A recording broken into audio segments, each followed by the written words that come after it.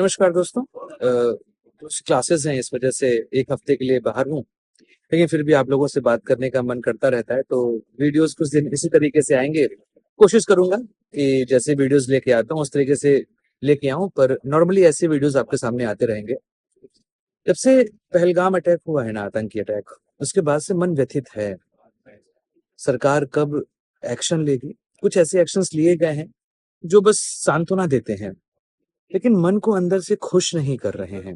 वो जो दुख है, वो पीड़ा है, वो अंदर भरी हुई है कि आखिर कब हम बदला लेंगे इसका। क्योंकि बहुत हुआ है। एक दो घटनाएं होती तो शायद हम इस बातों को ना कर रहे होते, लेकिन जो स्थिति है ना, वो स्थिति ऐसी बनी हुई है कि अब मन के विचार शब्दों के माध्यम से बाहर आ रहे हैं। आप ये समझिए कि शोक करने का वक्त नहीं है।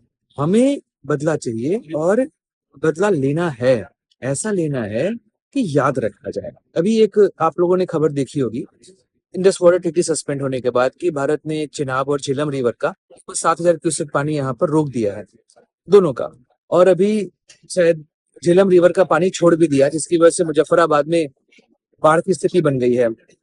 ये सब तो छोटे छोटे चीजें हैं जो होती रहेंगी, लेकिन हमें कुछ ऐसा करना है जिस वजह से पाकिस्तान को सबक मिले कि जो उन्होंने यहाँ पर किया है वह दोबारा कभी सोचे भी ना करने की। फिर देखो, आपने एक देश बनाया और उस देश में आप रहना शुरू कर दिए। आपको जो चाहिए था आपने वो सब लिया। आपने अपने लोगों को चुना है, मतलब पाकिस्तान में जो लोग रह रहे हैं वो लोग पाकिस्तान चाहते थे, ना कि वहां उनको जबरदस्ती रखा गया है। वो लोग चाहते थे ना। आपने जो चाहा वो आपको मिला। आपने अपना मनपसंद जमीन लिया, आपने मनपसंद लोग लिए, आपने मनपसंद धर्म लिया, आपने मनपसंद भाषा ली, और अंत में आप क्या कर रहे हैं? अंत में आपके अंदर फिर भी भारत को लेकर वही नफरत है। भाई, आप अपना काम करो ना। आप 1948, 1965, 1971 हर मौके पे आपने वही काम किया है। 1999 आप वहां पर भी वही काम किए। जिस संधि को आपने इनिशिएट किया, हमने उस संधि के माध्यम से आपको माफ किया। हमने अपने क्षेत्र में एलओसी बनाकर कहा कि ठीक है, चलो यार, मैटर यहीं पे सॉल्व रखते हैं, क्योंकि बहुत जाने जा रहे हैं। आपकी जीती हुई जमीन हमने आपको वापस करी। सिंध में लगभग 13,000 स्क्वायर किलोमीटर की जमीन हमने जीती थी, वो आपको वापस कर दी। आपके लगभग 1 लाख सैनिक हमने वापस कर दिए। उसके बाद आपने फिर वही काम किया है। तो सरकार कब लेगी डिसीजन, इसको लेकर अब बातें उठ रही हैं। लेकिन हाँ, स्ट्रेटेजिक मूव है, तो ऐसा नहीं है कि अचानक से यहाँ पर डिसीजन हो जाएंगे। समय तो लगता है, और उस समय का इंतजार होते नहीं बन रहा है। वैसे सरकार के पास यहाँ पर ये है कि डोजियर्स भी बनाए गए हैं, क्योंकि पाकिस्तान को एफएटीएफ के ब्लैक लिस्ट में डालना जरूरी है। वो ग्रे लिस्ट भी नहीं, उनको ब्लैक लिस्ट में डालो। ग्रे लिस्ट से यहाँ पर काम नहीं चलने वाला। हम उनको ब्लैक लिस्ट में डालेंगे, और उसके बाद हम देखेंगे कि कैसे उनकी कमर और तोड़ सकते हैं। जैसे मैंने पहले भी कहा कि कराची पोर्ट को यहाँ पर हमें ब्लॉक करना पड़ेगा। तो कराची पोर्ट के माध्यम से उनका इंटरनेशनल ट्रेड होता है।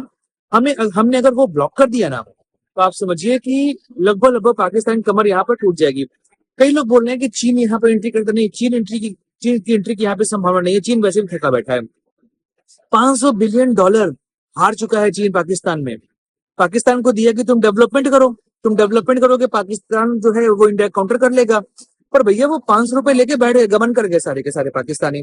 अब जब गबन हो गया तो कुछ बचा नहीं उनके पास। तो अब भारत के पास यह मौका है कि चीन यहाँ पर हाथ डालेगा नहीं। चीन का कोई कोई इंटरेस्ट है ही नहीं, क्योंकि चीन को खुद चाहिए कि भाई वो पाकिस्तान के माध्यम से अपना उल्लू सीधा करना चाहता था आर्थिक, लेकिन वो उसको हो नहीं रहा। ग्वादर पोर्ट उसको मिल नहीं रहा। बीएलए ने अभी देखिए 10 लोगों को मार दिया, 10 पाकिस्तानी आर्मी निपटा दिए। फिर आप देख रहे हैं लाहौर के एयरपोर्ट पे शायद वहां पर भी आग लगी हुई है, कई लोग मारे गए हैं वहां पर भी। इसके अलावा खैबर पख्तून में भी, वहां पर भी लगातार तालिबान जो है वो अपने लोगों को भेज रहा है। तो भारत का यह तरीका है कि एलओसी पे अपने लोगों को इंगेज करे, और पाकिस्तानी आर्मी जो इसमें बलूचिस्तान और खैबर पख्तून में है, वहां से वो आर्मी अगर आने की कोशिश करती है एलओसी के पास, तो भाई वो एरिया यहाँ पर फिर चले जाएगा। वहां पर फिर अटैक होगा बीएलए और तालिबान का। पाकिस्तान को हर फ्रंट से घेरना है, वर्ल्ड लेवल पर घेर कर उनको आर्थिक रूप से खत्म करना है। वैसे भी कोई देश साथ नहीं दे रहा।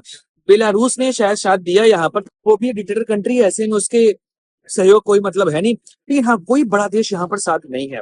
और पाकिस्तान, अगर हम यूएन को छोड़ दें तो शायद किसी भी बड़े जितने भी ऑर्गेनाइजेशन है, जैसे G20 हो गया, क्वाड हो गया, इस टाइप किसी ऑर्गेनाइजेशन का वो मेंबर भी नहीं है। यहाँ तक कि भारत ने सार्क बनाया था जिससे कि हम जो इंडियन सब कॉन्टिनेंट है उन कंट्रीज को हम डेवलप कर सकें, और सार्क पाकिस्तान की हरकतों की वजह से खत्म हो गया। भारत क्या कर रहा है, भारत जो है वो बिम्स्टेक के माध्यम से चीजों को ठीक कर रहा है। तो भाई भारत ने अपने लिए माहौल बनाया हुआ है, पाकिस्तान का आर्थिक बाइकआउट हो चुका है, कहानी उनकी समाप्त हो चुकी है। 2019 का दौर अलग था, लेकिन वर्तमान स्थिति अलग हो चुकी है। 2019 में जहां पाकिस्तान को चीन की बैकिंग थी, उस समय अमेरिका भी अफगानिस्तान में था, तो इस वजह से उनके इंटरेस्ट थे। और 26/11 का दौर आपको याद होगा, उस समय भी भारत ने, खासकर भारतीय जो सरकार थी उस समय ना, वो बहुत इनकेपेबल थी। जो मनमोहन सिंह थे वो इस चीज को लेके कुछ कर नहीं पाए, कहीं ना कहीं अमेरिकी दबाव के आगे वो झुके थे, वरना 26/11 में हमको बदला लेना चाहिए था, लेकिन हम वहां पे कुछ भी नहीं किए, लिटरली कुछ भी नहीं किए हैं।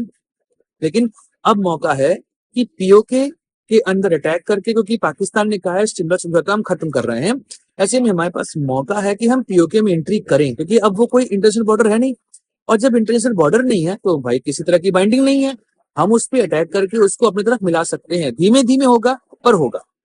हमें पीओके को जब तक हम अपने पास नहीं रखेंगे तब तक ये जो मैटर्स चल रहे हैं ना अभी, ये मैटर्स एज इट इज चलते रहेंगे, इसका कोई सोल्यूशन नहीं मिलने वाला है। तो पाकिस्तान को निपटाना है तो हमारे पास सबसे अच्छा ऑप्शन ये है कि हम लोग पीओके को अपनी तरफ मिलाएं, जिस वजह, अच्छा वहां के लोग क्या है, जब आप you own the land you own the people, ये कॉन्सेप्ट कहा जाता है, देखा जाएगा। पहले ओन द लैंड करें फिर ओन द पीपल देखा जाएगा कि जो हमारे यहाँ भी कश्मीर में ओन द पीपल है वो कैसे हैं, आपको पता ही है। मेरा भी जो बनिहाल का एक्सपीरियंस है ना, 2019 का बता रहा हूँ, उस समय खत्म हुआ था, 370 दिसंबर की बात है। बनिहाल का मेरा एक्सपीरियंस, में एक्चुअली श्रीनगर से बनिहाल ट्रेन से आया था। हम लोग जो है लद्दाख गए, लद्दाख से हमको जम्मू आना था, पर वाया श्रीनगर हमारी फ्लाइट थी और एक दिन की डिले पे थी हमारी फ्लाइट। तो वी स्टे इन श्रीनगर, और श्रीनगर की स्थिति जो है वो बहुत, मतलब आप समझिए वो टेंस माहौल दिख रहा था हम लोगों को वहां पर। 370 खत्म हुए 4-5 महीने हुए थे। फिर we opted train from Srinagar to Banihal. उस बीच में लगभग 60 किलोमीटर की जर्नी में वी फील दैट की सिचुएशन जो है वहां के लोगों की ठीक है नहीं। बनिहाल में उतरकर कई सारे ऐसे एक्सपीरियंस हुए जो साफ दर्शा रहे थे they have sentiment towards the Pakistan. ये साफ मुझे दिखाई दिया है। तो जो लोग बहुत इस चीज को लेके यहाँ पर डील कर रहे हैं, कश्मीर कश्मीर, ऐसा कुछ नहीं है भाई साहब। हो सकता है 10% लोग हों, लेकिन 90% वो the sentiment towards the Pakistan, ये आप समझिए इस चीज को, और आपको इस बात को समझना यहाँ पर पड़ेगा।